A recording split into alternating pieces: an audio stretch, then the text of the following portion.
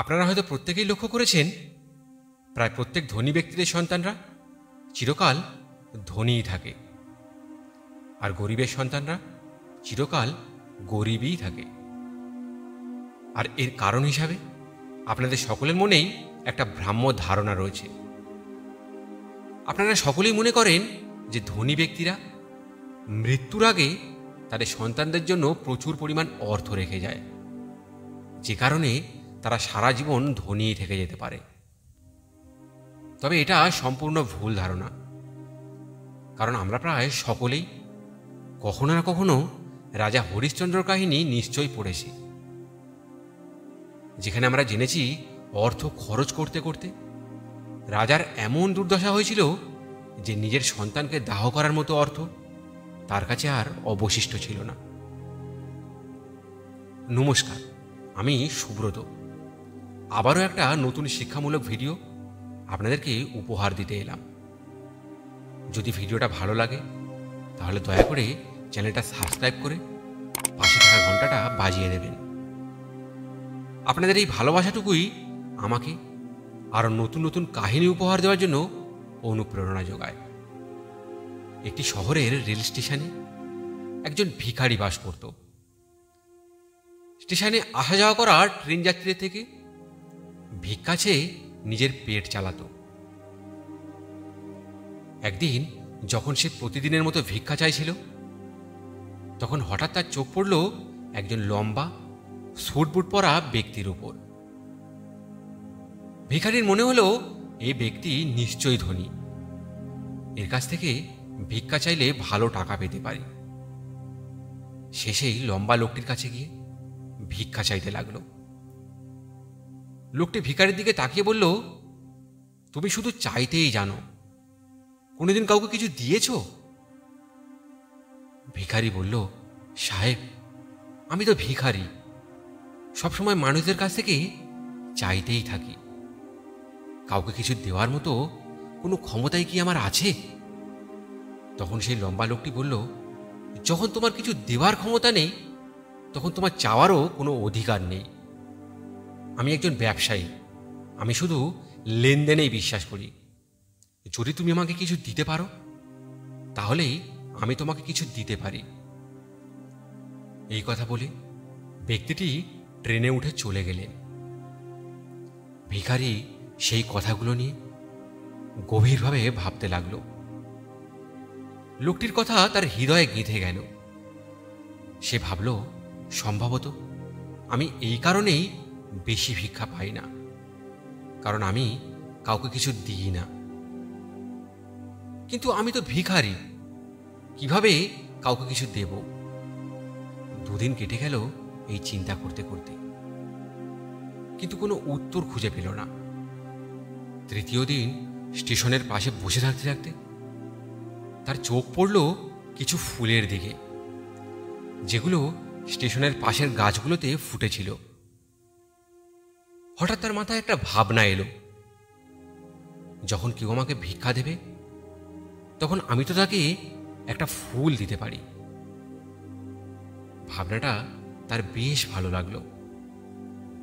সে কিছু ফুল তুলল, আর এবার যখন সে ট্রেনে গিয়ে ভিক্ষা চাইছিল, তখন যেই তাকে কিছু দিত, সে তাকে একগুচ্ছ ফুল দিয়ে দিত।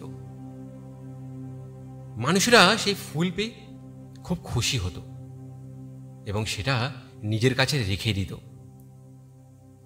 এইভাবে ধীরে ধীরে সে বুঝতে পারল এখন অনেকেই তাকে ভিক্ষা দিচ্ছে, কারণ তারা সেই ফুলগুলো পছন্দ করছে। এখন সে প্রতিদিন ফুল তুলত এবং ভিক্ষার বদলে তা মানুষকে দিত। এরকম চলতে চলতে একদিন সেই লম্বা ব্যক্তিকে সে আবার ট্রেনে দেখল। সে দ্রুত গিয়ে বলল, আজ আমার কাছে আপনাকে দেওয়ার মতো কিছু ফুল আছে। আপনি যদি আমাকে ভিক্ষা দেন, তবে আমি আপনাকে এই ফুল দেব। লম্বা ব্যক্তিটি টাকা দিলেন, আর ভিখারি তাকে একগুচ্ছ ফুল দিল। ব্যবসায়ী খুশি হয়ে বললেন, বাহ, দারুণ ব্যাপার, আজ তুমি সত্যিই একজন ব্যবসায়ী হয়ে গেছো। এই কথাগুলো আবার ভিখারির মনে গেঁথে গেল। সে আকাশের দিকে তাকিয়ে জোরে চিৎকার করে বলল, আমি ভিখারি নই, আমি ব্যবসায়ী। আমি চেষ্টা করলেই ব্যবসা করে ধনী হতে পারি। চারপাশের মানুষরা তাকে পাগল ভেবে হাসতে লাগলো।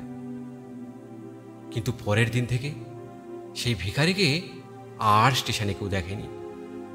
6 মাস পর ঠিক সেই স্টেশনে দুজন স্যুটবুট পরা লোক ট্রেনে ভ্রমণ করছিলেন।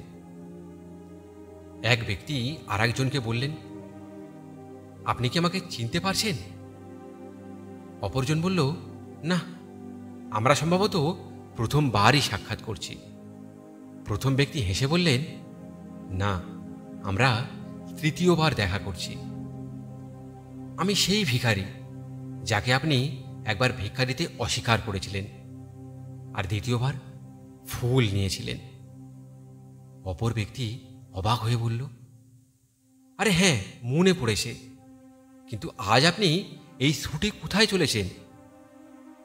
ভিখারি হেসে বলল, সেদিন আমি ভিখারি ছিলাম, কিন্তু এখন আমি এক বড় ফুল ব্যবসায়ী। এই ব্যবসার কাজেই অন্য শহরে যাচ্ছি। আপনি আমাকে প্রথমবার লেনদেনের একটা মহান নিয়ম শিখিয়েছিলেন, কিছু পেতে চাইলে কিছু দিতে হয়। তখনও আমি নিজেকে ভিখারি ভাবতাম, কিন্তু দ্বিতীয়বার আপনি বলেছিলেন আমি ব্যবসা করছি। তখন আমি বুঝেছিলাম, সত্যিই তো আমি ভিখারি নই, আমি এক ক্ষুদ্র ব্যবসায়ী। মানুষ আমাকে ভিক্ষা দেয়নি, তারা আমার ফুলের দাম পরিশোধ করছিল। এরপর আমি সেসব টাকা দিয়ে আরও ফুল কিনলাম, আর আজ আমি এক সফল ফুল ব্যবসায়ী। দুজনেই আনন্দে হেসে স্টেশনে নেমে গেল এবং নিজেদের ব্যবসার কথা বলতে বলতে এগিয়ে গেল। বন্ধুরা, এই গল্প আমাদের শেখায় সফলতা আমাদের চিন্তায় লুকিয়ে থাকে। নিজেকে ছোট ভাবলে আপনি চিরকাল ছোটই থাকবেন, কিন্তু যদি নিজের চিন্তাকে বদলান, বড় স্বপ্ন দেখেন, তাহলে সাফল্যের চূড়ায় নিশ্চয়ই পৌঁছাতে পারবেন। ভিখারির জীবনে যে লম্বা ব্যবসায়ী এসেছিলেন, তিনি গিভ অ্যান্ড টেক বা দেওয়া নেওয়ার প্রাকৃতিক নিয়মটাই বোঝাতে চেয়েছিলেন। সেই নিয়মই ভিখারির জীবন বদলে দিল। তাই বলি, নিজের সম্মানকে জাগান, বড় করে ভাবুন, নিজের মধ্যে বিশ্বাস আনুন। সাফল্য একদিন অবশ্যই আসবে। ধন্যবাদ। ভালো থাকবেন, সুস্থ থাকবেন।